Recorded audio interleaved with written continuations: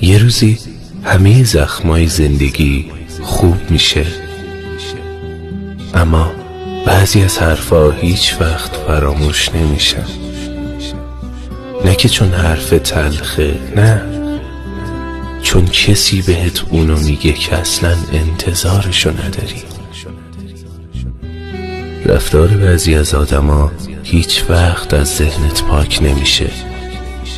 شاید اون رفتار از نظر خیلی یا بد نباشه، ولی فقط خودت تویی که میفهمی چقدر به خاطر رفتارش داغون شدی.